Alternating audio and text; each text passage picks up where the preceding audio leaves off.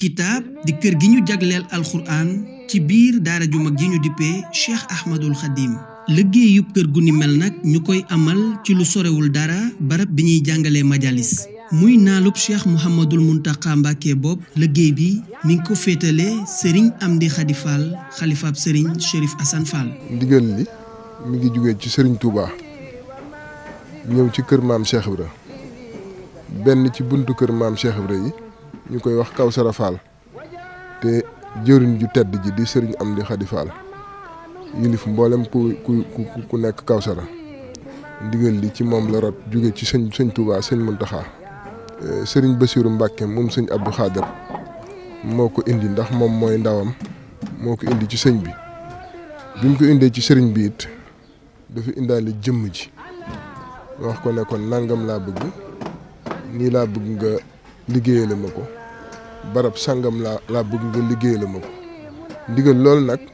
këruk alxuraan la. yaatuwaay bi nag ñu koy xayma ci lu toll ci 2,400 mètres carrés muy liggéey bopp mënees naa wax ni dafa lamboo lu toll ci ñetti pàcc. Donc le projet Kanzul Kitab c'est une bibliothèque de 2,400 mètres carrés. Donc premier niveau bi moom mooy këru suuf gi ñuy wax rez-de-jardin après y a le niveau rez-de-chaussée et la mezzanine donc 3 niveaux yooyu noonu moom moo comporté bâtiment bi donc boo demee ci niveau rez-de-jardin bi yaa qui comporte 8 pièces donc différentes pièces y a ce qu'on appelle am na hall central am na salle de stockage am na salle de tri am na aussi salle informatique salle multimédia salle multifonctionnelle. Aussi au niveau de la mezzanine benn salle espace bi nga xamante ni espace de stockage la. am na tamit espace d'archivage yi nga xamante ne mën na jël plus de 500 000 livres donc en grosso modo bâtiment bi daal mën na jël plus de 1 million livres. niki bépp barab buy daloo mbooloo lu soxal wàllu kaaraange gi di lu ñu bàyyi xel. lépp li nga xamante ne ñun ñu ngi koy liggéey dañ ciy am bu dee wàllum plan yi day doon plan yi nga xamante ne c'est des plans visés maanaam ay plans yi nga xamante ne ay bureau de contrôle ay ingénieurs yi nga xamante ne ñoom ñoo ko certifié ñu yooyu la ñuy jox ñun ñu mën ko liggéeyee donc am na tamit bureau bi nga xamante ne moom la ñuy wax bureau passif. ñoom ñoo gérer lépp li nga xamante ni moo jëm ci wàllu sécurité bâtiment bi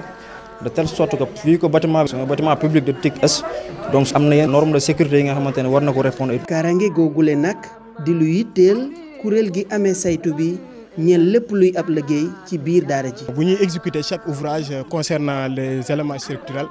mi ngi mel ne sur les fondations semelles on va faire des prélèvements béton composé de 16 éprouvettes yi nga xam ne après dañ koy immerger ci ndox. écraser ko 7 jours écraser ko 28 jours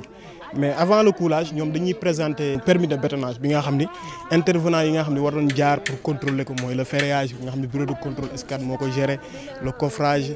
topographe bi jaar xool code altimétrique planimétrie bi bu dee dafa am ay lot technique ki nga xam ne moo war a contrôler lot technique jaar nga xam ne loolu lépp bu ñu ko dajalee après dañ leen di jox feu vert ni leen mën ngeen couler. téeméer boo jël nag juróom benn fukk yi mënees naa wax ne yemb na. ci lu soxal liggéey yu mag yi ñeel pàcc bu njëkk bi ci wàllu sous-sol bi liggéeyu Kanzul Kitab te ñu dooroon ko ci weeru février ci atum 2023 ñu koy wéyal ba tey ci anam gu am solo ci jàppandal ak taxawaayu Serigne Amdi Khady Fall.